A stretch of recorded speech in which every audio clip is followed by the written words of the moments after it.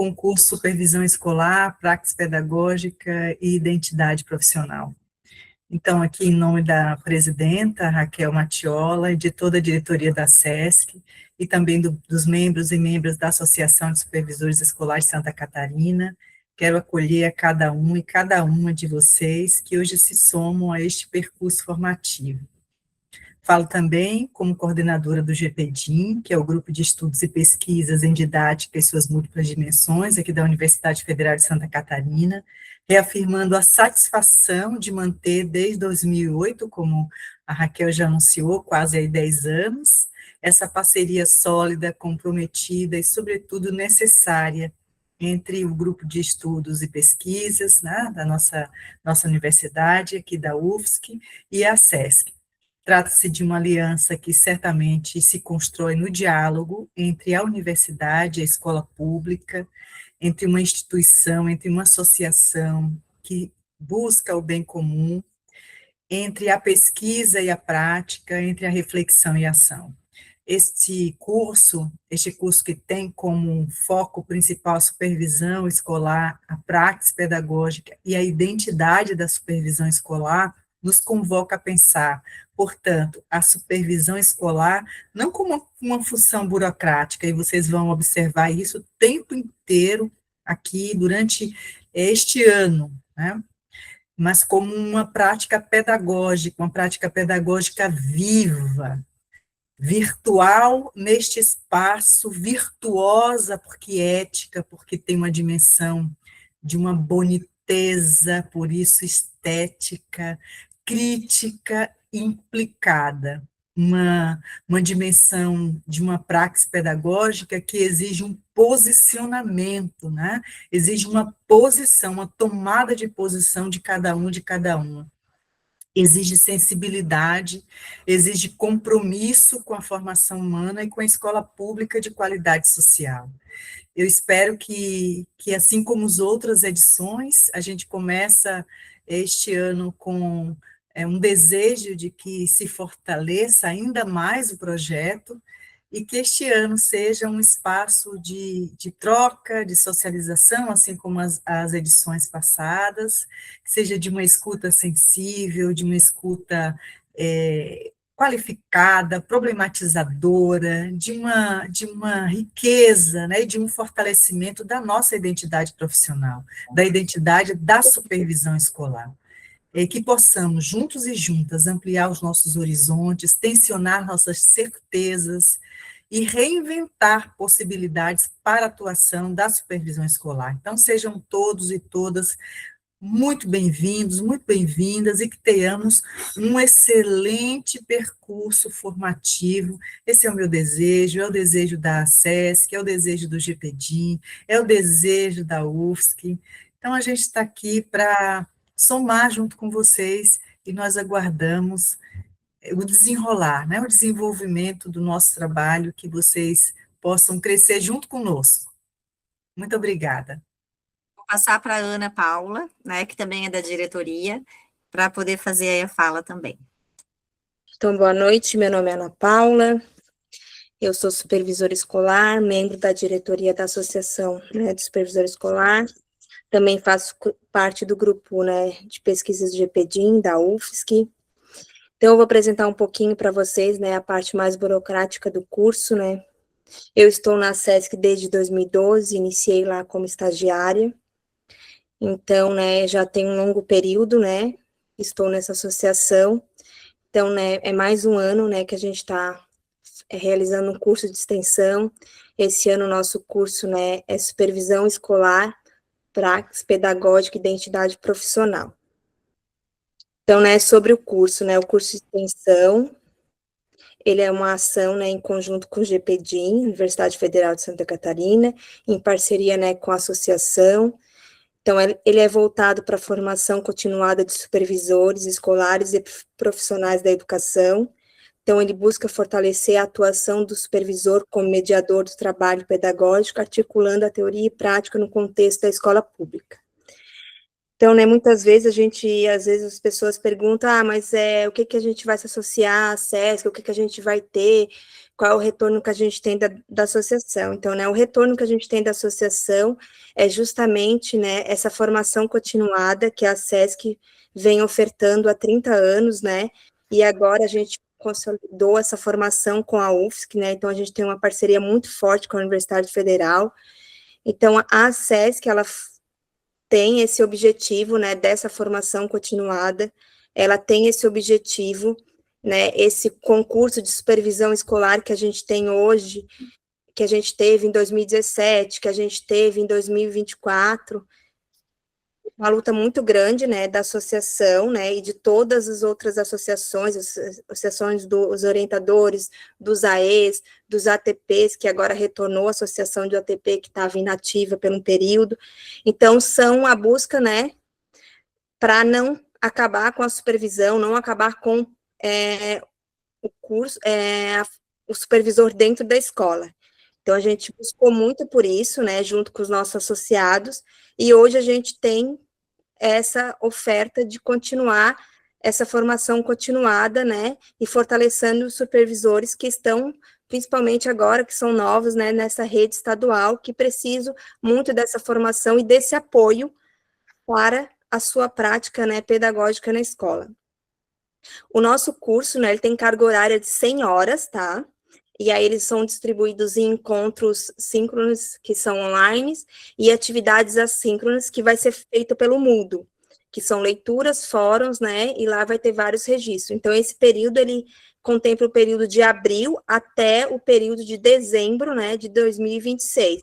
Então, é um encontro mensal, que é na segunda-feira, depois a gente vai lançar o cronograma, né, geralmente é na segunda semana ali do mês, né, sempre na segunda-feira, pode ser que a gente tenha alguns outros dias da semana, por causa de acordo com algum palestrante que venha, e aí a gente organiza de acordo com a agenda desse palestrante, mas geralmente é na segunda-feira. Então, é muito importante, né, a participação.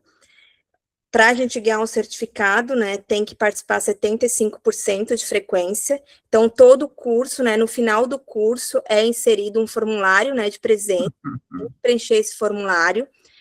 Nesse formulário é muito importante inserir o nome completo, tá? E colocar o CPF. Por quê? Porque para a UFSC, quando a gente vai gerar um certificado, é principalmente pelo o CPF. E o nome de vocês tem que estar em caixa alta, completo. Então, é muito importante você estar preenchendo corretamente e participando, né, do curso do Moodle. Por quê? Porque a gente tem que ter 75% de presença em todas as atividades. Senão, não vamos conseguir gerar o certificado. Geralmente, o certificado ele fica pronto em março.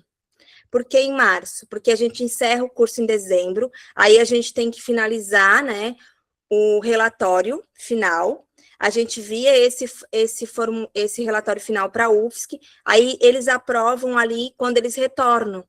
Então, eles aprovam geralmente em fevereiro, quando é o retorno das aulas. E aí, essa aprovação acontece geralmente em meados de fevereiro, e aí a gente até inserir o certificado no sistema é início de março.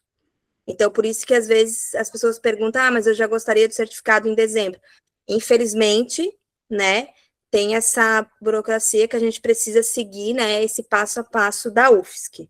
Tá, então a carga horária ali, ó, 100 horas, como eu falei, né, os encontros, então o período de abril a dezembro, tá? A certificação, ao mínimo 75%, né? E aí a gente tem uma entrega lá no Moodle, né? Que é uma produção final reflexiva sobre o evento, né? E aí, para se associar à SESC, a gente tem que preencher a ficha de inscrição, né? Lá no nosso site tem a ficha de inscrição e também tem um desconto em folha de pagamento para quem é da rede estadual. Para quem é do município, tem que ser feito a transferência bancária. Então, a gente faz um valor, né? Geralmente, o valor do desconto é 0,5% acima do salário. Então, a gente vê o valor da sua folha de pagamento, faz esse cálculo, aproximadamente o valor entre 20 e 30 reais, tá? É mais ou menos o valor que dá mensalmente, porque tudo depende também da folha de pagamento. O que vem acontecendo em relação ao Estado? Por que às vezes não vem descontado? Às vezes não vem descontado porque ele varia muito com a margem. Então, se esse mês você ultrapassou sua margem, não vem o desconto. Aí a gente tem que solicitar que faça o depósito bancário, né, para continuar contribuindo. Mas a partir do momento que a gente coloca no sistema, quando você tiver margem, vai vir descontado, para quem é da rede estadual. Só dá para se associar, tem que ser supervisor escolar, tá? Para participar do curso hoje, ele é aberto, tá? Para quem está fazendo essa função na escola da supervisão, como o ATP. Então, ele é um curso aberto, né, para quem quer participar, mas para se associar é só supervisores escolares. Aí aqui, né, a gente tem os contatos, né, da SESC, nossas redes sociais, né, então a gente tem um site, a gente tem um e-mail que vocês podem entrar em contato, então quem quiser anotar, né, que é porque eu sei que tem gente perguntando ali no chat se pode participar do curso quem é ATP. Então pode participar do curso, né, só que para se associar é só quem é supervisor escolar, porque o orientador tem a sua associação, o ATP tem a sua associação, os AEs também têm associação e o supervisor tem a deles. Então, cada um tem associação. Então, para se associar, somente supervisores escolares. E aí, mais para fazer o curso, né, é quem está realizando essa função da supervisão, quem se interessar em fazer o curso e aprofundar o conhecimento, né, está aberto para todos. Então, era isso, né, que eu queria apresentar e conversar com vocês. É muito importante a participação de vocês na SESC, né? Agora a gente vai ter depois a nova eleição, então é importante a gente ter membros, né, novos, pessoas para se associar, porque a gente já está ficando com um número reduzido de associados, né, porque os nossos associados estão se aposentando, já estão inativos, né, então o nosso número está reduzindo, e eu acredito que é agora, com esse novo concurso também, que vai ter novas vagas de supervisores, eu acho que a gente tem que fortalecer a nossa associação, né, então busquem, entrem em contato com o e-mail, pode entrar em contato também comigo, né, eu estou sempre aberta ali, respondendo no WhatsApp, e qualquer dúvida também do certificado, se alguém não recebeu o certificado do ano passado, às vezes acontece porque não tem o cadastro na UFSC, e aí se não tem um cadastro na UFSC, não recebe o certificado, então tem que fazer o cadastro na UFSC, quando vocês receberam o e-mail lá para fazer o cadastro no Moodle, é muito importante esse cadastro também, até porque também a gente vai ver a presença de vocês lá.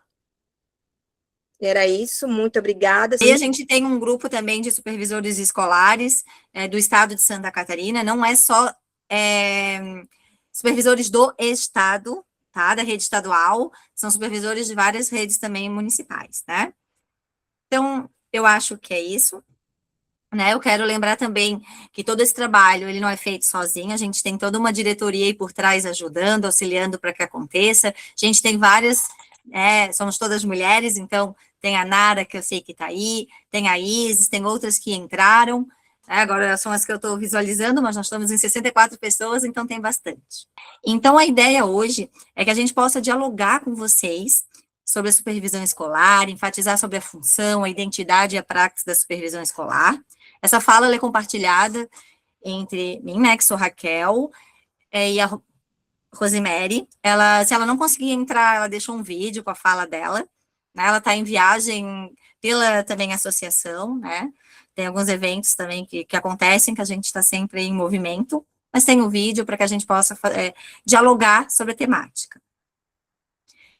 Eu me apresentei ali, mas eu acabei não falando, eu sou supervisora escolar de formação e também de atuação, ainda daquela época em que a gente tirava na habilitação, né, pelo UDESC, e atuo na rede municipal de Florianópolis desde 2009, como supervisora. E essa temática que a gente traz para vocês, que é falar um pouquinho da identidade, da praxis e da função, é algo que a gente vai abordar durante todo o curso, durante todas as... ele é abordado também em outros encontros, seja de forma indireta, seja de forma direta, mas a gente vai o tempo todo estar falando da nossa função, da nossa identidade, do nosso trabalho, e a ideia mesmo é como a gente possa falar num diálogo, uma troca, né? A professora Giovânia falou e é exatamente isso. E hoje a gente traz, mais específico, um pouco do papel político e técnico do supervisor escolar, que também, né, é fundamental a gente conversar sobre isso, sobre esse papel político. Não só as atribuições que a gente tem lá no documento, mas entender o que é esse papel político da supervisão escolar. Mas antes da gente falar do papel político do supervisor, a gente precisa falar um pouquinho sobre esse papel político da educação. A gente entender educação e política, a gente não tem como separar, né? Paulo Freire, Saviani, outros intelectuais, eles vão trazer para a gente a educação como um ato político. Não tem como a gente separar política e educação. É a gente pensar justamente nessa qualidade de ser política que é inerente à educação, ou seja, né, a sua natureza, a política ela é própria da educação, ela faz parte da educação. Mas por que a gente não pode, então, separar educação e política? Por que, embora diferentes, né, são coisas diferentes, a gente não consegue separar política e educação? E aqui depois a gente vai ver que nós não estamos falando dessa política partidária, mas a gente precisa entender a educação justamente porque a prática educativa ela é carregada de valores e intencionalidades. Toda a nossa prática, seja como professor, como supervisor, ela é cercada, ela é cheia de valores, de intencionalidades pedagógicas que a gente leva para o nosso trabalho. A nossa profissão, a educação, ela precisa de tomada consciente de decisões. E isso a gente faz o tempo inteirinho na escola. A gente está o tempo todo tomando decisão, tendo que ter por escolhas. E aí a educação ela é um campo de disputa. E a gente né, vivendo cada vez mais essa disputa por projetos educacionais, como sociais também. E a gente vê isso dentro da escola, né, a disputa do currículo, o tempo todo, a escolha do que a gente vai trabalhar, né, e a gente tem dois lados aí decidindo. A gente acabou de ter uma lei aí aprovada, né, dizendo o que tem que ser trabalhado dentro da escola, né, de que forma que é pensada. Então, a escola é esse campo de disputa o tempo inteirinho.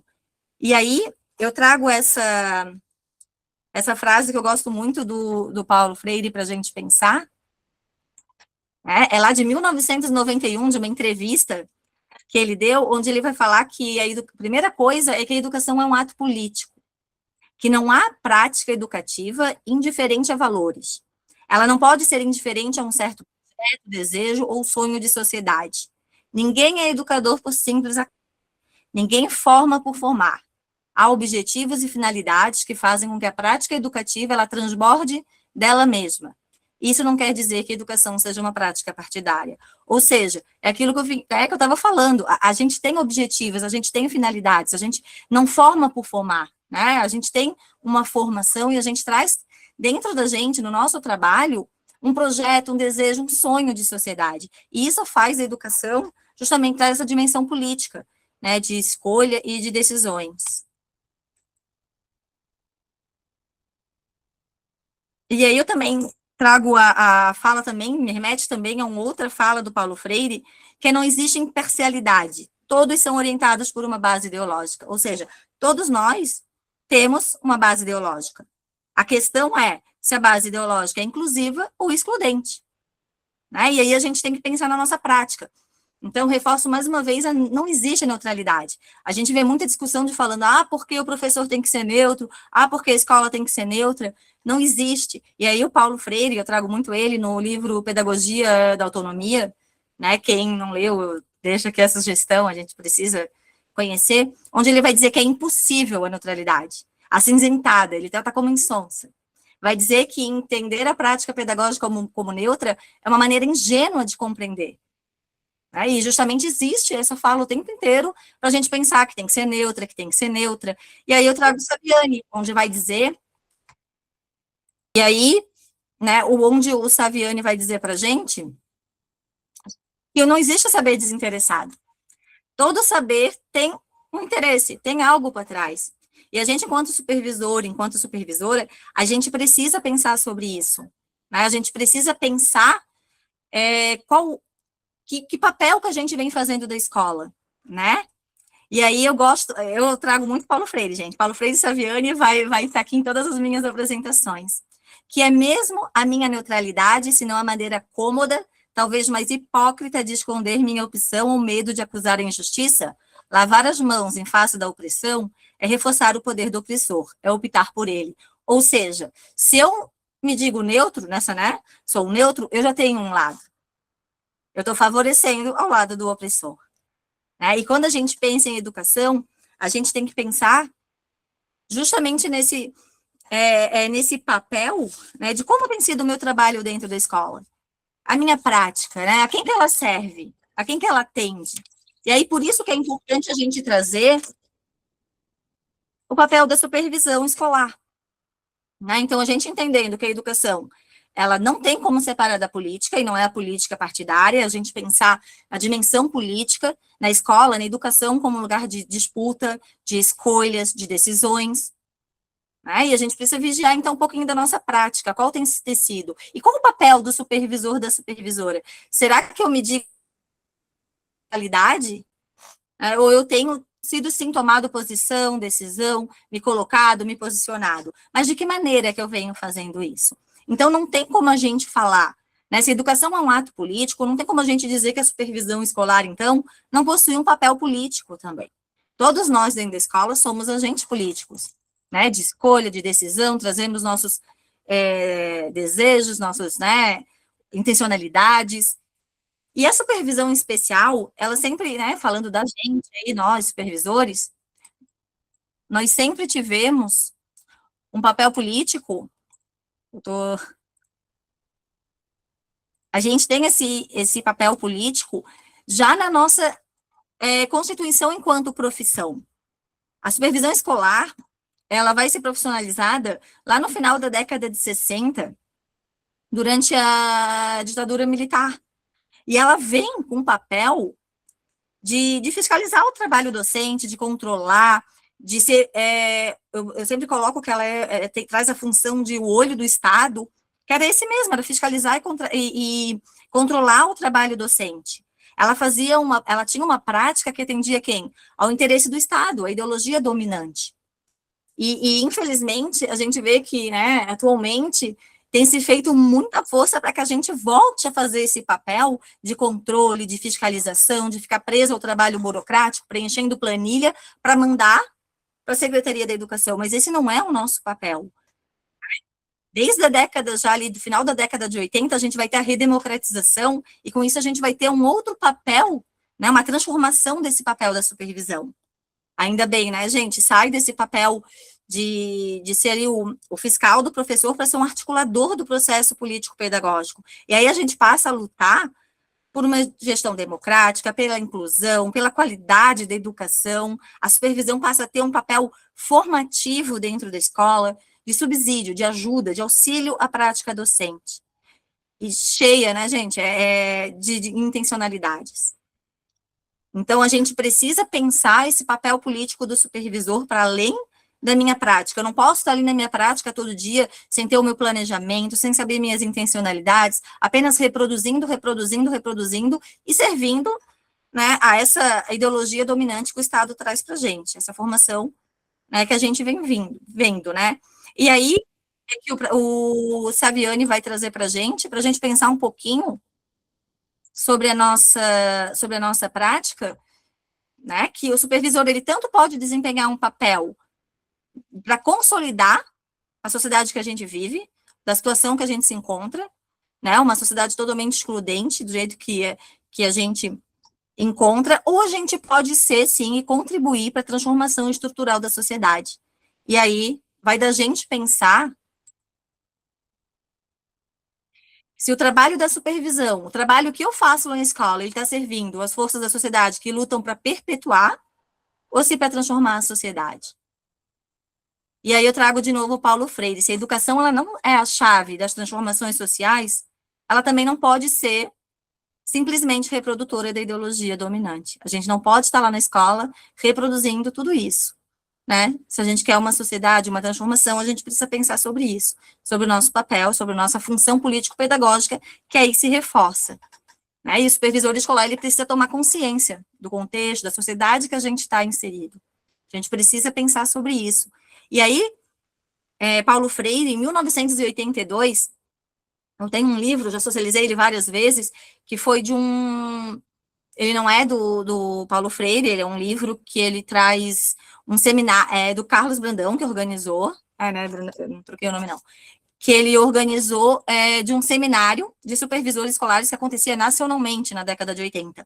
Vários encontros nacionais, e Paulo Freire faz uma fala, onde ele vai colocar que cabe a nós, supervisores, superar, né, esse trabalho de fiscalizar, né, os professores, mas de fazer cada vez mais uma prática incorporada e de auxílio aos professores. Ele vai dizer que a gente não deve fazer dos sujeitos da prática puros objetos da nossa vigilância.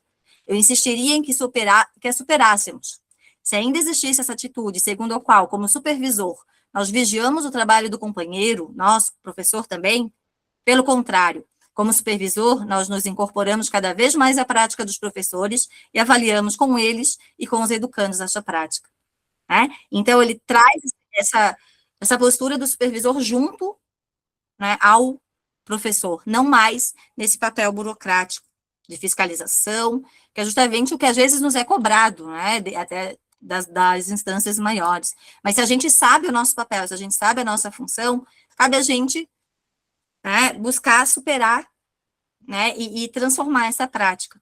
Então, o meu discurso, ele precisa andar com a minha prática, né, o que eu falo precisa ser a minha prática, não adianta eu falar e defender, então, uma gestão democrática, mas como é que tem sido a minha fala, como é que tem sido a minha postura, qual é o meu trabalho dentro da escola, né, a minha fala é uma e a minha prática vai em outra, né, então, Paulo Freire traz também ali esse andar junto.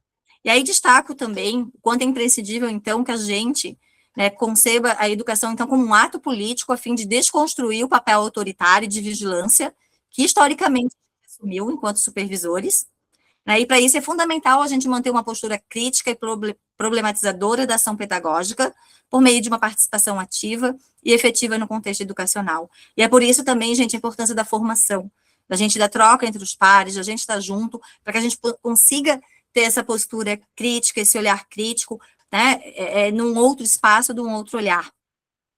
E aí a gente traz aqui também que cabe, então, né, vivenciar e participar dessa prática pedagógica docente, não como um profissional à parte. A gente precisa fazer parte desse grupo, desse coletivo.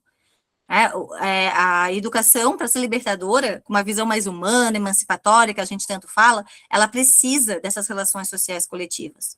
O supervisor, ele não é ali sozinho, uma ilha junto com a equipe. A gente precisa ter esse coletivo da escola, a gente precisa conversar, a gente precisa trocar, né? A gente precisa estar junto com os outros profissionais para a gente pensar. E, por fim, para terminar essa primeira parte, eu vi que a Nara botou algumas, né, perguntas, a gente bota o vídeo da Rose também para a gente continuar, não sei se ela também conseguiu entrar, mas a atividade educacional e, consequentemente, a ação do supervisor educacional, que se pretenda humanizadora e includente, deverá se mobilizar na direção da superação da ordem existente, tendo em vista a construção de uma nova sociedade, né? Então, para a gente pensar que se a gente quer, se a gente busca uma nova sociedade, se a gente quer a transformação, a gente também precisa pensar sobre a nossa prática, sobre o nosso papel, né? Então, assim, então, eu posso trazer um pouquinho dessa discussão do coordenador pedagógico, viu? Porque é uma discussão, eu vi uma pergunta ali. O nome supervisor, realmente, ele... Deixa eu permitir aqui a entrada, não sei se para a gente poder pensar sobre isso, porque o nome da supervisão escolar, realmente, ele vem da época lá da década de 50, como supervisor de imprensa mesmo, né, das empresas. Ele vem para isso, ele vem para supervisionar o trabalho do professor, como o supervisor fazia nas fábricas, né?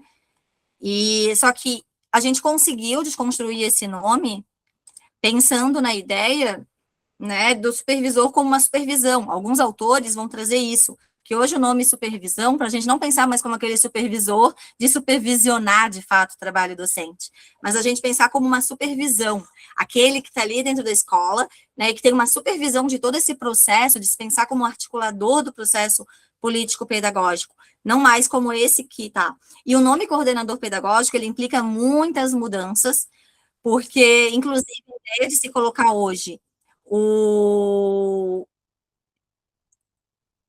da gente pensar hoje o coordenador, ele não é só o supervisor, é tu pensar e trocar um único profissional fazendo todas papel do orientador, do administrador, então ele implica muitas questões, né, com relação ao nome. Então, a gente pode, eu prefiro, e a nossa luta é, nós somos supervisores escolares, garantidos pela, né, LDB, que a gente troque esse olhar pelo nome supervisor, que a gente entenda como uma supervisão, e não como aquele que está ali supervisionando, né, que a gente possa trocar, ou que esteja fazendo esse papel de fiscal, esse papel burocrático.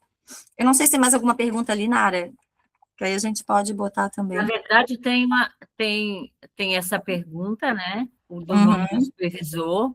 Aí tem uma consideração da Kate, ela diz assim, penso muito nisso na minha prática.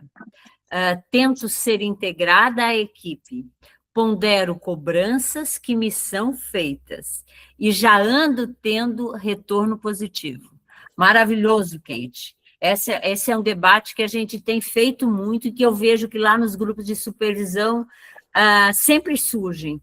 Muita coisa que vem para cima da gente, eu acho que esse curso tem tudo a ver, o tema dele tem tudo a ver com justamente esse momento que nós estamos passando nas escolas, que é essa sobrecarga de trabalho absurdo, que faz com que muitas vezes a gente não se questione, tipo assim, mas meu Deus, por que eu estou fazendo isso? E a gente sai fazendo, e sai organizando. E, na verdade, é assim, eu acho que a Kate fez uma reflexão interessante dela mesma, né? Ela tenta ser integrada à equipe e ela pondera as cobranças que são feitas. A professora Giovânia traz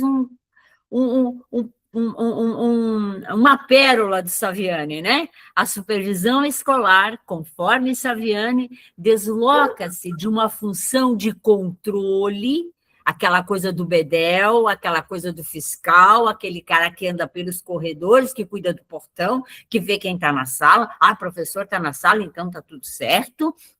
Aluno está na sala, a escola está funcionando 10, né?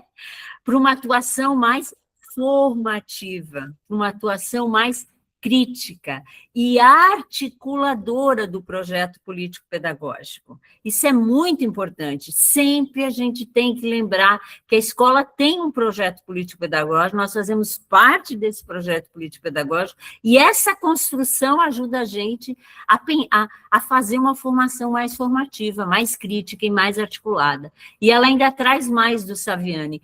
Aonde é que essa atuação formativa vai se fazer?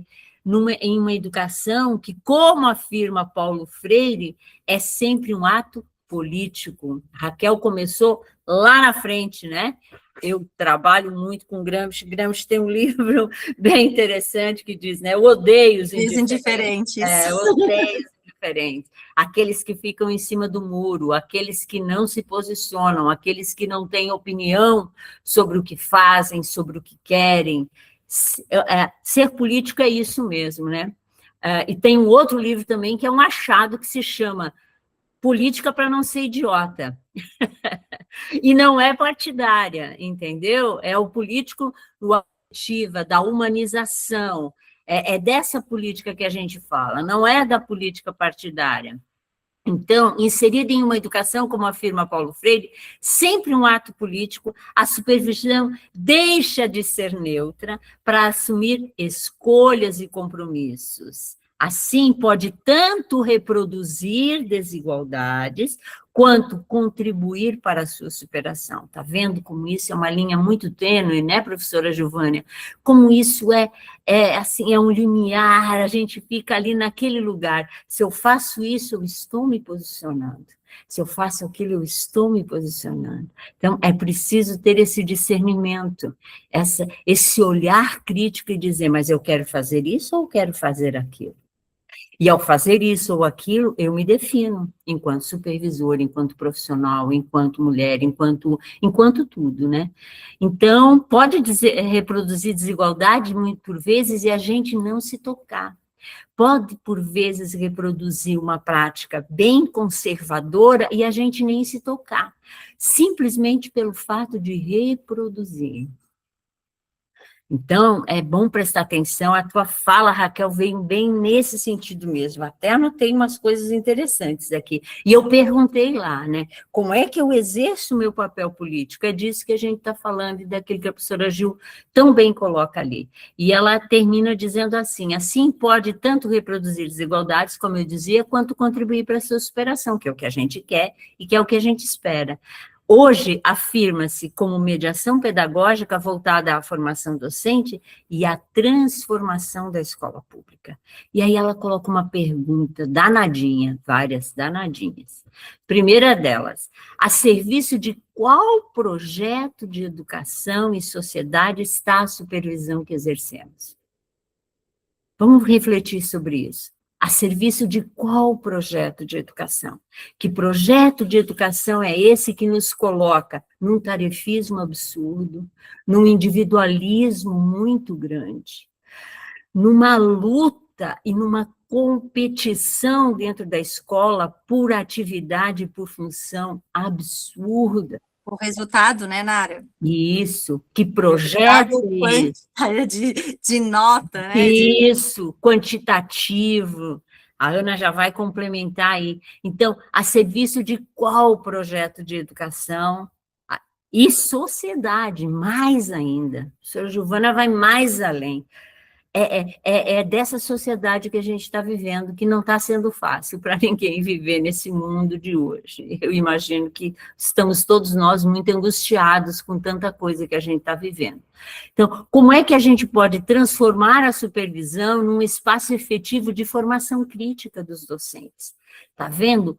Essa é uma pergunta difícil de responder, né, professora Gil? Porque tem que pensar sobre que projeto eu quero, de fato, executar no exercício da minha profissão, no exercício da supervisão. E aí, sim, como é que eu posso transformar essa supervisão num espaço efetivo de formação crítica? Mas, para isso, eu preciso ter direção, saber para onde é que eu vou. E ela ainda vai mais além, em que medida as nossas práticas rompem ou reforçam as desigualdades na escola, aquilo que eu falava antes, é muito interessante isso, né? Então, são coisas para a gente pensar. Aí a Jennifer vai lá e diz assim, relato e fala perfeita da Kate, eu também concordei, viu? Você viu lá já. A coisa é uma linha muito tênue, é tênue mesmo, Luciana. A professora Gil vem de novo. Quais os efeitos e as consequências das escolhas? Caraca, essa pergunta é bem difícil. Quem quiser, coloca aí. Quem quiser falar também pode, né, Raquel? Quais os efeitos e as consequências das nossas escolhas? Meu Deus, né? Como isso na vida inteira da gente, né? Por vezes a gente até puxa a orelha, né? Eu puxo a orelha, às vezes, do meu filho e diz, é uma questão de escolha. Entendeu? Então, eu escolho ser aquela supervisora que cobra, que só executa, que só vai lá, faz o seu papel, fecha a porta, vai embora, que chega no final do dia, deu para mim, ok, fiz o que tinha que fazer, eu tenho umas tarefas aqui, vou fazer a tarefa, e não questiona. Isso tem consequências. Ana, querida. É uma contribuição, né, porque eu sei que é uma angústia de todos os supervisores que estão na prática, né, eu também estou na prática, né, dentro da escola, e a escola é um movimento, né, e a gente sabe que acontece muitas coisas, mas aí eu tento trazer aquele documento, aquelas papeladas, então, transformar esses documentos, toda essa questão de burocracia, né, em instrumentos de reflexão. Então, no meu planejamento, que o professor ele tem que postar lá no professor online, a gente tem que solicitar, a gente tem que rever, mas então, no planejamento, ele ser um espaço de intencionalidade pedagógica. E a gente trabalhar com esse viés, né? As avaliações. Então, não é só notas, mas é uma análise do processo de aprendizagem do aluno. Então, como é que a gente vai trabalhar com essas avaliações? As avaliações têm que ser feitas, têm que ser realizadas. A gente sabe que tem lá no sistema que tem que fazer 3 avaliações, 3 recuperações, mas quando a gente olha para isso com uma com uma consciência crítica, e aí a gente traz essa questão, né, que não é somente uma burocracia, então a gente traz essa parte para o pedagógico. Então, assim, os relatórios são importantes, mas aí a gente traz esse relatório como uma leitura crítica dessa realidade da turma. Então, quando a gente começa a fazer essa parte burocrática e trazer para essa parte de pedagógica, a gente consegue ver de uma outra forma. Então, eu sempre faço uma pergunta, né, um questionamento. Isso contribui para a aprendizagem ou é só uma formalidade? Então, eu tento trazer esses documentos para construir para uma aprendizagem dos alunos. Então, isso se torna, né, um pouco menos cansativo no dia a dia, né, da nossa realidade da escola. Era essa a minha contribuição. Olá, boa noite, tudo bem com vocês? É um prazer estar aqui mais uma vez para a gente conversar um pouco sobre as funções da supervisão escolar, numa perspectiva crítica. Na verdade, nós estamos aqui também para pensar e construir essa perspectiva juntos.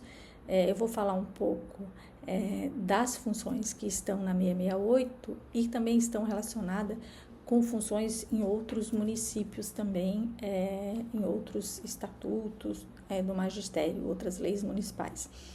Então, a ideia hoje é que a gente possa pensar que a função primordial, né, que está em todas as funções dos supervisores, principalmente na 668, que é a primeira função, que é garantir as funções sociais da escola, né, garantir que a escola cumpra, né, essa função social,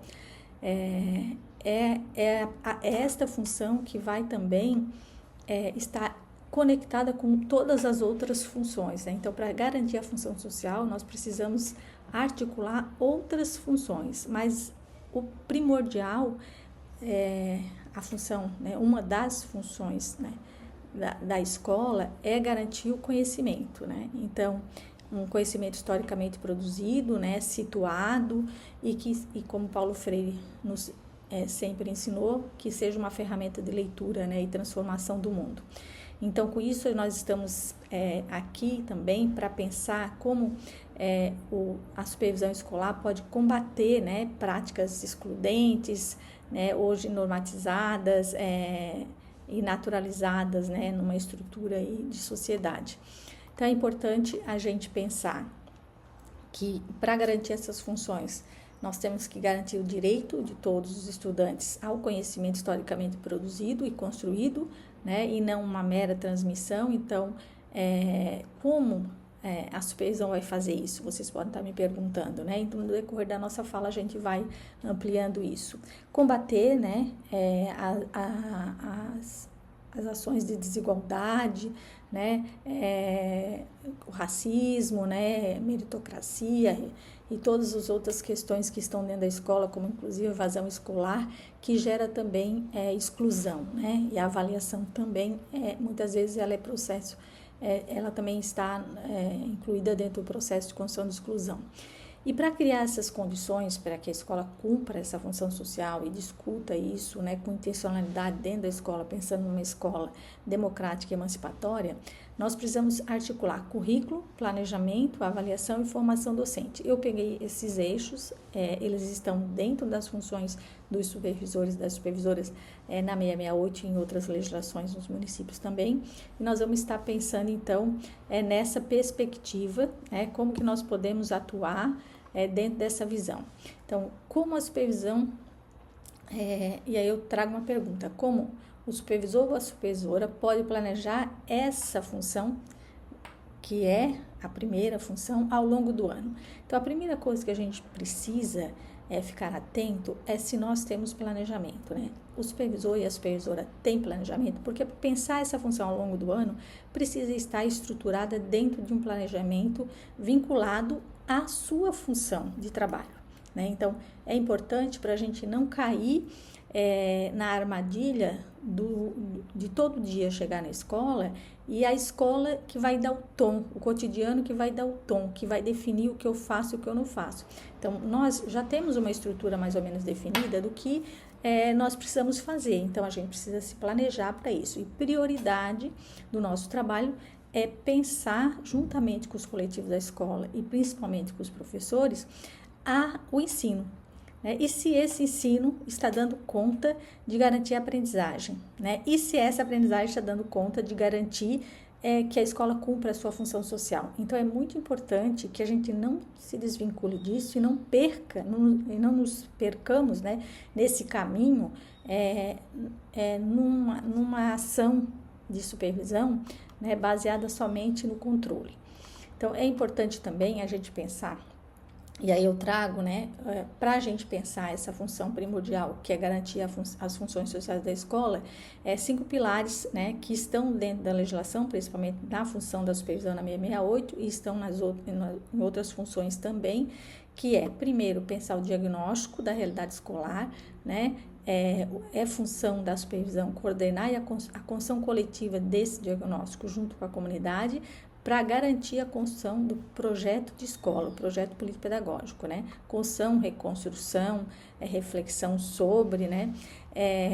Um outro pilar é a questão da elaboração do currículo. Então, é função da supervisão elaborar, acompanhar, avaliar, né? Replanejar a partir da base curricular, né? Que a escola tem como referência, principalmente aqui está dentro do seu projeto político-pedagógico.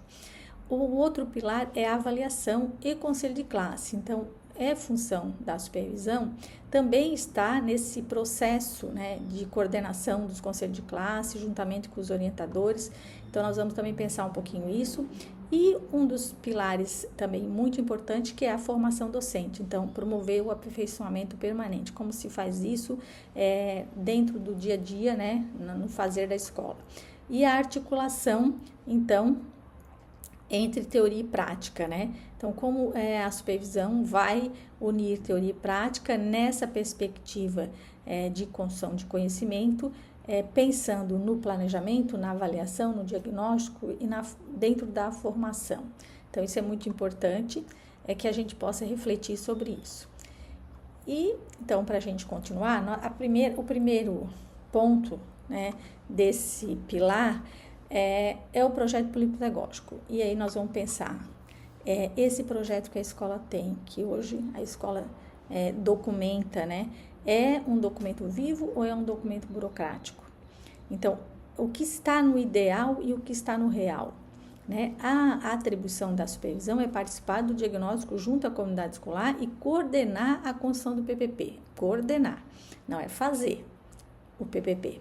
Será que nós estamos coordenando ou nós estamos fazendo? Então, o ideal seria o quê? Que nós tivéssemos um processo coletivo de construção desse PPP.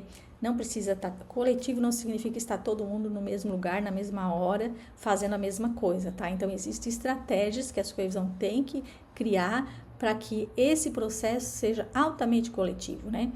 É função da supervisão e no ideal seria o diagnóstico feito com toda a comunidade escolar, a escuta de todas as vozes que a gente considera que tem vozes silenciadas, como as vozes dos pais e do estudante, e a supervisão como articulador político-pedagógico. Então, a supervisão, ela tem esse papel da articulação político-pedagógica. Isso é o ideal, né? Agora, no real, nós estamos conseguindo fazer esse processo, ou nós estamos com uma redação centralizada na equipe pedagógica, ou nós estamos com um documento que funciona como checklist governamental de exigências, por exemplo, todo ano ou todo semestre vai chegando normativas, leis, portarias, e existe um checklist para ver se está no PPP ou não, e a gente só cumpre isso, sem discutir com o coletivo, sem problematizar, né? E também se no real existe um baixo engajamento, né, dos docentes, né? E como que o supervisor e a supervisora pode organizar esse trabalho lá no ideal, ou se no real ela só está como um organizador técnico, né? Ela não está conseguindo fazer esse engajamento e ela só organiza a parte técnica de construção desse documento. Então, é importante a gente pensar, e para isso a gente traz algumas ações, né, que a supervisão pode fazer. Então, uma delas, né, é a mobilização. Então, mobilizar e garantir a participação, né, ativa da comunidade escolar, criando espaço de diálogo com professores, estudantes, famílias e demais profissionais, assegurando que diferentes vozes participem da construção do PP, realizar o diagnóstico participativo, né, então o supervisor ele coordena essa leitura crítica da realidade a partir de dados reais, né, junto com a comunidade, analisando esses dados, identificando as necessidades, os conflitos, né, identificando se existem práticas excludentes e transformando, né, esse diagnóstico em base concreta para decisões pedagógicas. Também sistematizar e organizar os documentos, né? Então, atuar como articulador do processo coletivo. Então, não é escrever pelas pessoas, é articular esse processo coletivo de construção coletiva, organizando isso, né? Conduzindo essa revisão do PPP, reestruturando metas, estratégias, ações, garantindo que o documento reflita as decisões coletivas, né? Que foram construídas coletivamente. Esse é nosso papel, garantir que o que foi construído coletivamente esteja no documento. E articular, a partir disso, uma formação continuada, porque a construção do PPP, ela pode ser uma formação continuada. Ela pode ser um processo de construção do PPP durante um processo de formação, né, em serviço, promovendo estudos, reflexões, a socialização de práticas, fortalecendo a autonomia docente, né, e o trabalho coletivo. Então, é muito importante que a gente pense como nós vamos construir todo esse trabalho e como nós vamos garantir que esse trabalho aconteça de fato, né? Se a gente permanecer apagando fogo todo dia na escola, a gente consegue fazer esse trabalho? Então, nós temos que nos perguntar. E se a gente não consegue, como que nós podemos nos articular junto à equipe pedagógica para conseguir? Né? Planejando, fazendo reunião de equipe semanalmente, quinzenalmente, planejando as ações da escola e cada um assumindo a sua função, né? Então, o outro ponto, né, desse pilar, que é acompanhar o currículo, então a gente tem como compromisso acompanhar esse currículo. A lei diz que acompanhar a execução do currículo, promovendo a avaliação permanente, visando o replanejamento. Então, como que a gente acompanha a execução, como que a gente promove a avaliação permanente para buscar esse replanejamento, né? Pensando sempre que o currículo não é linear, né? E o planejamento precisa ser vivo, né? Vivo, o que significa? Que ele tem que estar pautado na realidade da escola, no território da escola, na realidade de aprendizagem dos estudantes. Então, eu fiz uma balança, assim, e aí a ideia é, de um lado nós temos a pressão centralizadora e do outro a realidade local. Então, o currículo está, né, nesse equilíbrio.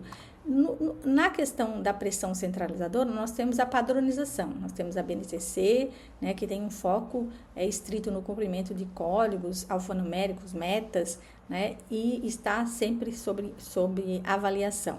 E do outro lado, nós temos a realidade da escola, o território da escola, né, o currículo do território catarinense e como nós estamos atuando como supervisão, né, nesse processo. Então, eu vou levantar alguns pontos que eu acho que a supervisão precisa estar atento. Então, as ações da supervisão e da gestão, né, na gestão do currículo, né, o supervisor e a supervisora precisam atuar como articulador político-pedagógico, organizando o trabalho curricular. E, para mim, assim, são 3 frentes importantes e integradas. Primeiro é o planejamento curricular, depois é o acompanhamento da execução e a avaliação e replanejamento. Então, no planejamento, né, sempre pensar que nós temos que partir da realidade dos estudantes, mas não podemos esquecer o conhecimento produzido historicamente, que ele precisa estar aí, para entender essa realidade e trazer esse conhecimento para que o estudante possa compreender o mundo que ele vive. Tá? Então, o conhecimento é fundamental. Promover a construção coletiva e interdisciplinar, então é função do planejamento promover essa construção coletiva e interdisciplinar e articular o currículo no contexto social. O acompanhamento da execução do currículo é a análise da prática, é de materiais didáticos, é observação e diálogo com os professores, no sentido de acompanhar os planejamentos, refletindo junto com eles sobre o que está dando certo, o que não está, por que não está. Então, não adianta o supervisor fazer uma lista de planejamentos que foram entregues, todo mundo entregou, significando que entregou o planejamento, deu certo, já aconteceu, não. Esse serviço burocrático é desnecessário, né? Nós precisamos pegar esse planejamento do professor, sentar com ele, a partir de dados da realidade de aprendizagem dos estudantes, refletir. Então, nós temos os dados da realidade, as notas, os resultados que estão registrados nos diários de classe, e a gente vai pensar, não está acontecendo aprendizagem. Então, nós vamos discutir o planejamento do professor. Isso é acompanhar o currículo. Vamos propor ao professor uma visita em sala de aula, porque nós sabemos que nós não devemos entrar em sala de aula para fazer punir professor, nem para acompanhar a aula, para saber se o professor está dando aula ou não. A gente pode propor, né, uma visita para pensar aquela realidade junto com o professor, para não ter só o olhar do professor diante da turma, porque muitas vezes a gente vicia o nosso olhar. Então, a turma não faz atividade, não aprende, e o professor ele começa a ter uma ideia daquela turma, um olhar nosso, né, sobre a turma, acompanhando como a turma faz, como ela se comporta, como ela aprende, como ela faz a atividade, nos possibilita, nos dá instrumento para sentar com o professor e refletir sobre a aprendizagem da turma. É bem diferente desse caráter punitivo que está aí muitas vezes prescrito nas nossas atividades. E garantir a unidade, teoria e prática, né, na integração dos saberes. Então, é muito importante que a gente discuta isso, né, porque nós precisamos dos fundamentos teóricos da pedagogia, o conhecimento da pedagogia, da didática, da sociologia, da história da educação, para entender os processos de aprendizagem, para entender sobre planejamento, para entender o que está acontecendo na escola, que muitas vezes nós temos evasão, repetência, né, violências. Então, essa teoria vai nos dar suporte para entender essa prática que está acontecendo, esse cotidiano da escola, esse projeto de escola vivo, e aí nós vamos estar sempre refletindo sobre essa realidade. E a avaliação e replanejamento, então, é super importante, porque a gente tem que pensar na avaliação como um processo de reflexão crítica sobre todos os processos que existem dentro da escola, do ensino, da aprendizagem, da avaliação, da escolha do currículo. E é nessa reflexão crítica que nós vamos organizar esses espaços coletivos de análise, né, para pensar a aprendizagem dos estudantes, para pensar a forma de ensinar, e esses espaços podem ser reuniões individuais, coletivas, nos conselhos, nos pré-conselhos, nos pós-conselhos, mas é muito importante que a gente tenha a avaliação como um grande instrumento do replanejamento, um grande instrumento de olhar para a realidade e entender essa realidade para promover, então, sempre uma reflexão contínua, né, a partir de dados, de escuta dos estudantes, né, para pensar essa realidade. Uma outra questão que está dentro do currículo, e que a gente também tem que estar atento, é que nós temos, quando a lei diz que garantir a articulação do conhecimento, nós precisamos pensar que existem duas estruturas que se entrelaçam e que não estão separadas, que é a articulação vertical. Então, por exemplo, os estudantes entram no primeiro ano e saem no terceiro ano. Como nós pensamos essa articulação para garantir essa progressão, essa continuidade, né, do desenvolvimento do estudante a partir, né, desde a educação infantil ao ensino médio, que o conhecimento possa ser sempre um instrumento que possibilite essa progressão, né? Esse estudante se desenvolva nesse caminhar.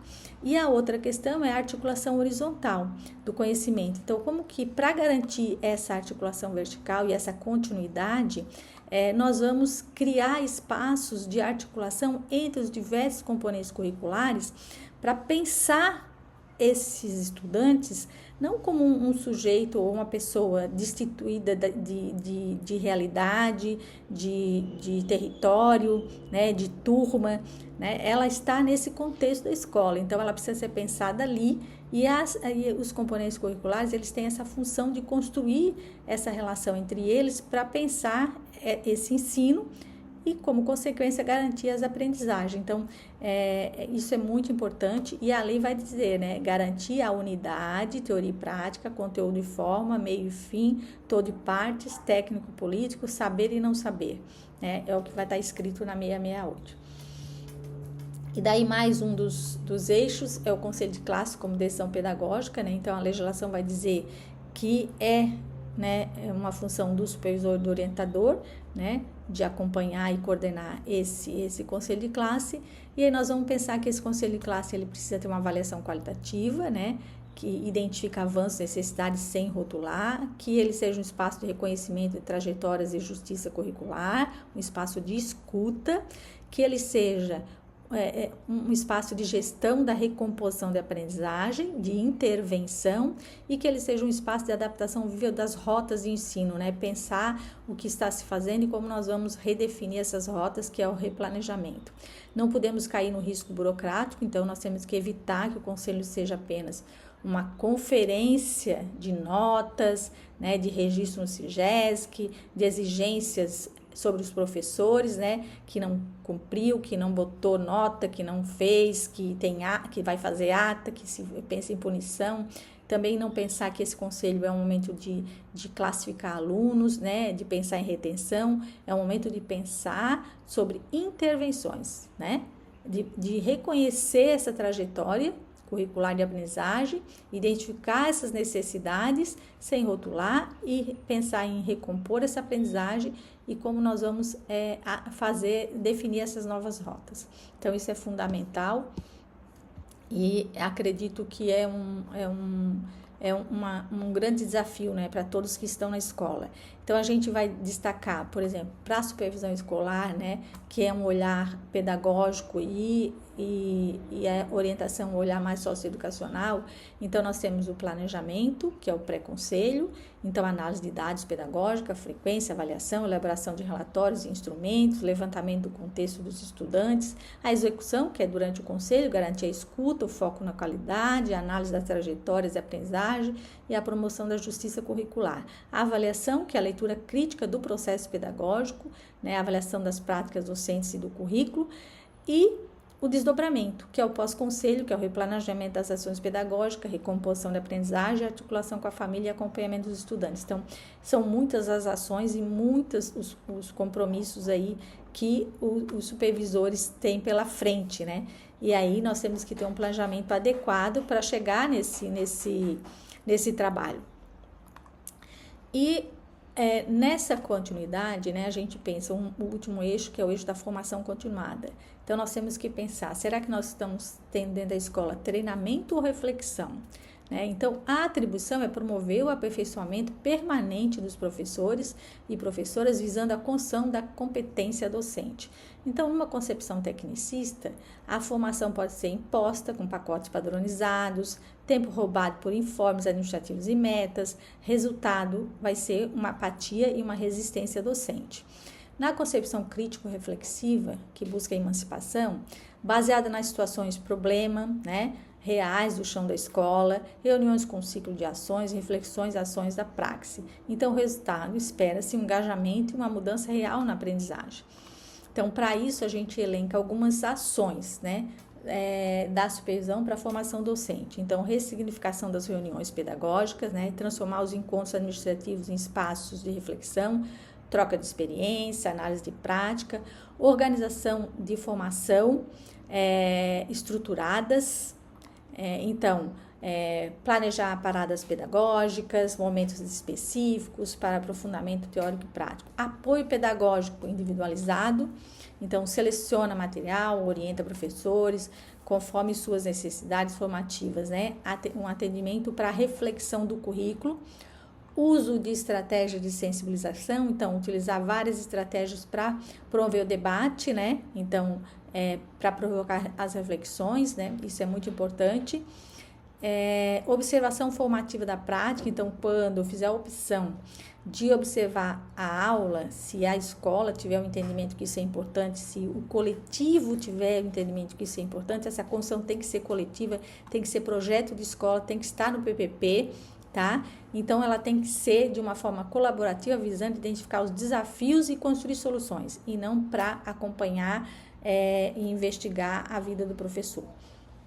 A formação a partir de problemas reais, então articula os projetos coletivos para enfrentar os desafios concretos da escola, e o estabelecimento de parcerias externas, né? Buscar apoio com a universidade, com especialistas para qualificar os processos de formação. E a gente não pode esquecer que para Por que talvez a gente não faça nada disso ainda, do jeito que deveria ser? Porque nós temos uma raiz, né? Nós temos raízes históricas na constituição da supervisão escolar que talvez nos impeçam. Então, por exemplo, em 1931, com a reforma de Francisco Campos, né, nós tínhamos a inspeção escolar, que criava um espaço de vigilância burocrática, elitista sobre as escolas. Depois, com a ditadura, nós tivemos a supervisão autoritária dentro de controle, né, do controle da técnica, da produtividade. E hoje não estamos diferentes. Nós temos uma legislação que diz que nós temos que pensar uma gestão democrática, que nós temos que pensar no projeto escola, que nós temos que ser articuladores político-pedagógicos, mas nós temos uma BNCC que nos engessa, nós temos sistemas que mantêm vigilância, né, que nos dificultam implementar o que hoje a legislação nos oferece. Então, em síntese, a confiança docente em relação ao supervisor, ela precisa ser reconstruída, porque na nossa raiz histórica, na visão dos professores, nós somos aqueles que punem, que vigiam. Então, como que nós vamos desconstruir, quebrar isso dentro da escola? Com diálogo, com escuta e não com imposição. E já quase finalizando, eu vou trazer assim uma lente, né, para a gente entender como que poderíamos transformar, né, a atuação da supervisão. Então, nós temos um eixo normativo, que é a legislação, que traz as nossas legislações e a nossa orientação para o nosso planejamento. Nós temos um eixo prático, que é o chão da escola, que muitas vezes é o caos diário, as limitações dos materiais, o acesso a tarefas, né? Viramos às vezes severino. E nós temos o eixo crítico, que é o tensionamento, usar as brechas da construção do projeto pedagógico, dos conselhos, das reuniões, para mediar e traduzir esta lei, né? E proteger as práticas democráticas dentro da escola e construir práticas emancipadoras, né? Então, romper com esse tarefismo, com essa essa ação de excesso de tarefa dentro da escola, usar a lei como a nosso favor e tensionar tudo isso, essas tarefas mediadas pela lei, para construir as nossas ações emancipatórias. A supervisão precisa lutar contra a exclusão, isso é um papel fundamental. Então, a lei, ela fala, construir estratégias pedagógicas que visem superar a rotulação, discriminação e exclusão. Então, como a gente constrói esse caminho dentro do currículo, né? Então, a desconstrução, né? Precisamos questionar os currículos engessados, materiais que perpetuam racismo estrutural e exclusões, a formação com equidade, então o letramento racial e debate sobre juventudes, igualdade nos grupos de estudo, e a leitura do território, diagnóstico que não olha só para as notas, mas tenta entender quem está faltando na escola, né? E isso é muito importante. E teremos que deixar de ser apagadores de incêndio, precisamos nos tornar lideranças emancipatórias.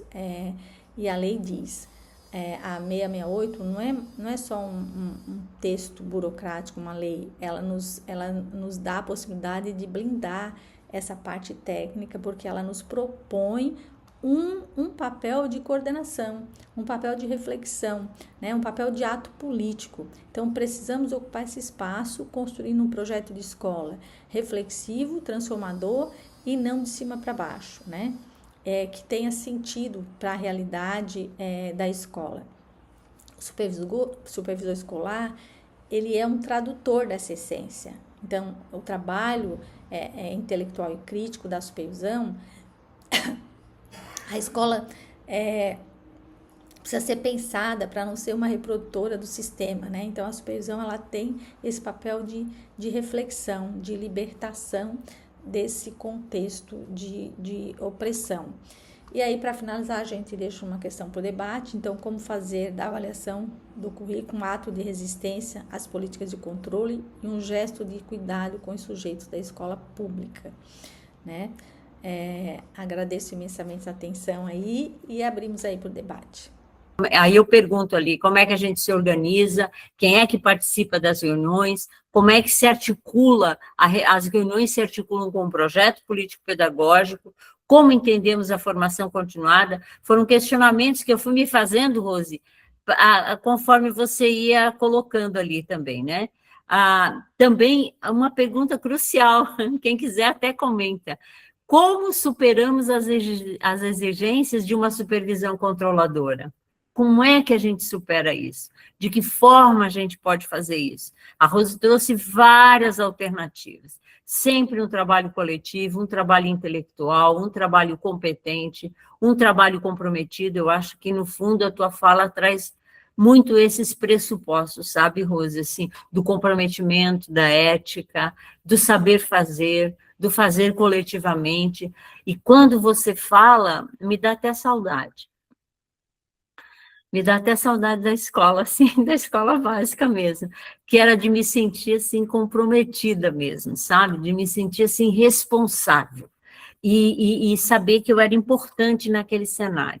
Eu achei que é o que eu posso falar, Raquel, por hora, assim, né? Ela pediram um papel, as telas a gente vai disponibilizar, tem parabéns, maravilhoso, excelente, falas perfeitas, parabéns, minha querida Rosemary, maravilhosa, Andréia, perfeito, Maria Luísa, de novo, muito bom, excelentes reflexões, obrigada, ótimas reflexões, parabéns, quero ouvir mais você, Rose. Então, para você ver que a tua fala fez uma diferença e casou muito bem com o que a Raquel trouxe uma introdução muito interessante do ponto de vista do papel político desse supervisor. Você traz as funções articulada a uma legislação que dá um norte, sim, mas que dá um norte transformador também, quando a gente é comprometido e faz bem. Quem quiser falar, fala aí, gente. Como disse a Rose, Mary, e como disse a Raquel, e como disse a professora Giovana, é um espaço de construção coletiva. É muito bom ouvi-los, né? Ver o que vocês têm a dizer, falem da realidade, conversem conosco, isso é bacana. A Raquel lembrou bem, vamos trazer, assim, a realidade mesmo. A Giovana trouxe, mais uma vez, as presidentas da SESC, supervisoras escolares brilhantes, precisas e falas necessárias, é isso mesmo. Professora Gil? Sob a tua coordenação também, sob a tua batuta, né? Anos e anos e anos de formação, né, professora? Só pode dar bons frutos, essas coisas só dão bons frutos quando a gente está junto com todo mundo. E como dissemos aqui, esse curso não é um curso que nasce agora, né? É um curso que tem história. E a história foi se construindo. A Jennifer diz, uma prática que estamos realizando este ano em nossa escola são os encontros trimestrais, ó, tá vendo? Para reflexões e trocas. Muito bem, eu acho isso muito interessante, é uma dica boa. E hoje é dia, com toda certeza, e o dia de hoje, com toda certeza, estará em nosso próximo encontro. Eba! Tem que pegar esse material, levar para a escola e compartilhar, né? Que maravilhoso ler isso. Muito bem. O que mais, professora? Que maravilha, né, gente? A gente fica muito feliz, assim, ler os comentários, é feito tudo com tanta dedicação, com tanto estudo para trazer, para pensar, para refletir, e a gente fica, né, muito feliz. Nos pediram ali a lei, né? Isso. Ela é do Estado, né? Eu não sei hoje a gente sabe que a maioria dos inscritos é da rede estadual, né? Eu até lhe perguntei, mas a gente tem também do material de Florianópolis, do município, outros municípios também têm os seus materiais, as suas legislações.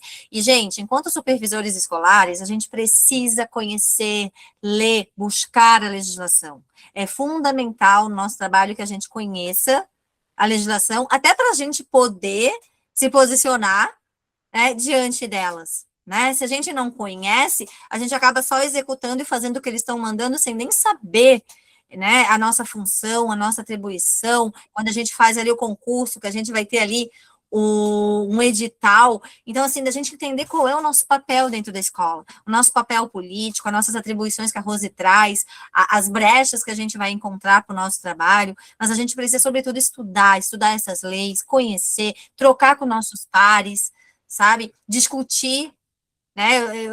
Eu sei que está cada vez mais difícil, inclusive na rede municipal a gente sempre teve um espaço de formação que era bom, era formativo. Hoje a gente não está mais com esse mesmo espaço, deve ter gente da rede aqui e sabe disso, né? A gente tem aí cada vez mais instituições, empresas entrando e querendo tirar isso nosso, e é por isso que a SESC tem esse compromisso com a formação, e a gente desde o início coloca ali no nossa, né, quando a gente encaminhou aí sobre nosso projeto, dessa visão política mesmo, do que é o supervisor, do que é a educação, desse projeto de educação, né, que apresentam para a gente, e que não é aquilo que a gente acredita, né, então a gente tem que resistir, tem que lutar. Fala, Rose.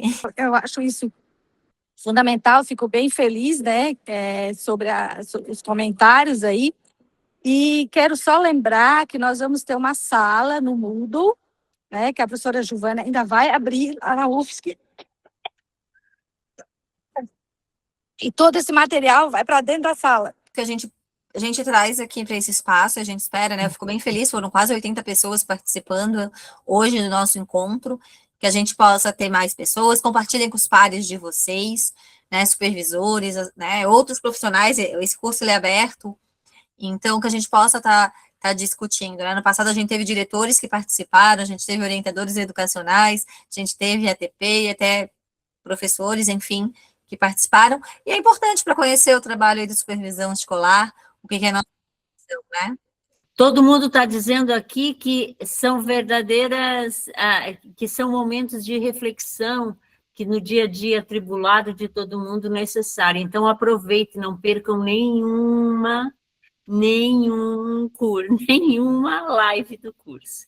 Entre lá no Moodle e participem, porque isso é muito importante, e vocês vão ver que vai ser uma construção. Às vezes a gente está meio assim, down, meio cansado, mas vem para um lugar desse, escuta coisas boas, dicas excelentes, a gente se renova, como deu até saudade, ouvindo a dona Rosemary. Vamos lá, aí eu acho que, né, gostei daquele ali. Vive e é engolido pela burocracia nesse contexto, foco principalmente no funcionário ACT, assistente contratado temporariamente que atua nessa área, que muito é cobrado e pouco, quase nada ouvido. Nem sempre ganha a voz necessária, por mais que o trabalho apresente eticamente caminhos concretos, independente se comungam ou não com a política adotada pela escola. Se representamos um papel tão importante dentro das unidades de ensino, por que nossa força é desconsiderada? Como esse papel é entendido pelas secretarias que apoiam os supervisores, mas não nos dão voz e nem a voz necessária, que não partilham com o que realmente devemos realizar ou bonito no papel e ações descontextualizadas? Tantas contradições servem para nos confundir, e por mais que tenhamos clareza sobre o real papel do supervisor escolar, as formações continuadas, o apoio aos planos de ação, quantidades de alunos por turma, espaços adequados para a realização do ensino para todos, tudo é sucateado, e ainda dependemos de políticos que não fazem ideia do que se trata o contexto escolar. Que identidade é essa? Realmente é um desabafo.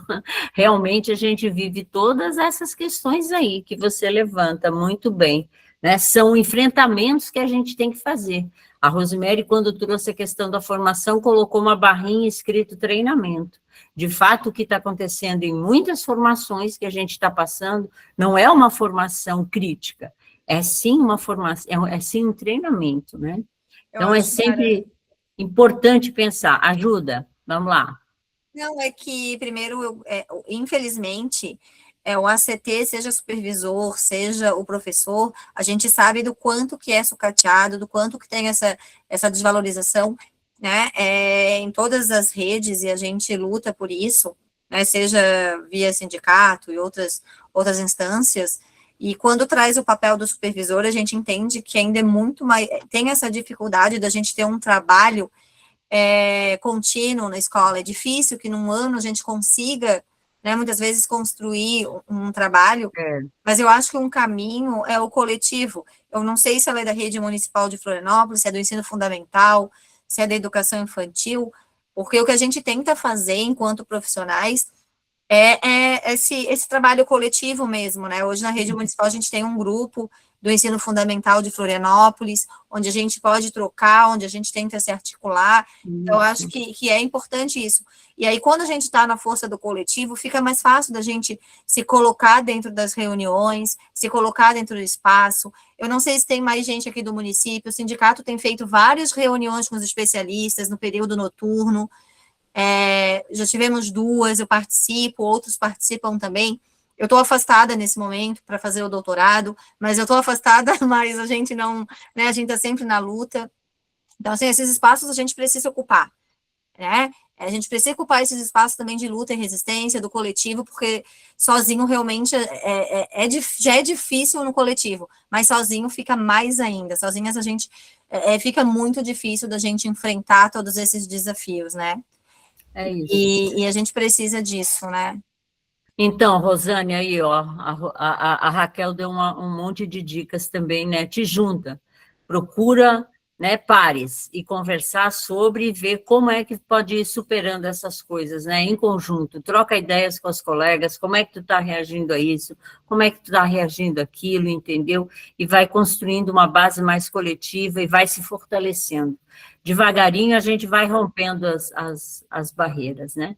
Josiane, que bom, fala aí. Oi, Nara, boa noite. Oi, boa noite.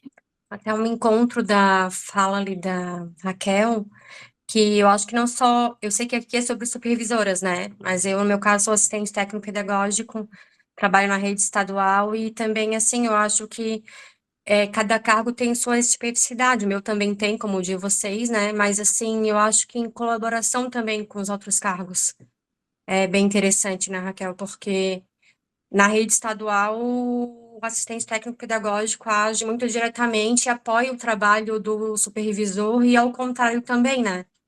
Então, a gente age muito em articulação, né? Daí até por isso também a importância também de estar aqui hoje, de estar ajudando vocês, né? Também conto com a colaboração também junto às especificidades do meu cargo também, que hoje em dia tem um esvaziamento da função pedagógica e de várias lutas aí que a gente tem lutado. Inclusive, até a gente está reativando uma antiga associação, que o nosso cargo estava com a associação, não estava ativa, né? E agora há pouco tempo teve bastante problemas aí, que foi... eles estavam querendo fazer umas mudanças, assim, da noite para o dia, e daí a gente sentiu a necessidade de reativar essa associação. Tem ATPs já de 20 anos, que estão quase se aposentando do concurso, e agora tem de concurso de 2024, né? Então, se alguém tiver interessado também, qualquer coisa pode falar com a Ana, ela passa o meu contato, com a professora Gil também, tá? Então, a gente também conta com a colaboração de vocês, e eu também estou sempre apoiando aqui a supervisão. Acho bem importante a gente agir em regime colaborativo, né? Das funções.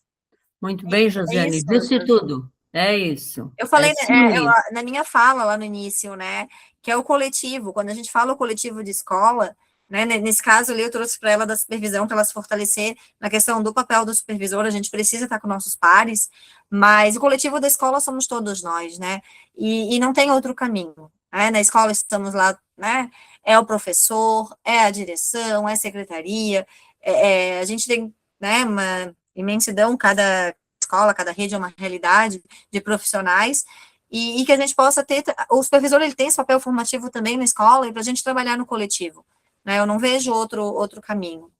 Também, Josiane, você trouxe uma questão importantíssima, que é a questão das associações.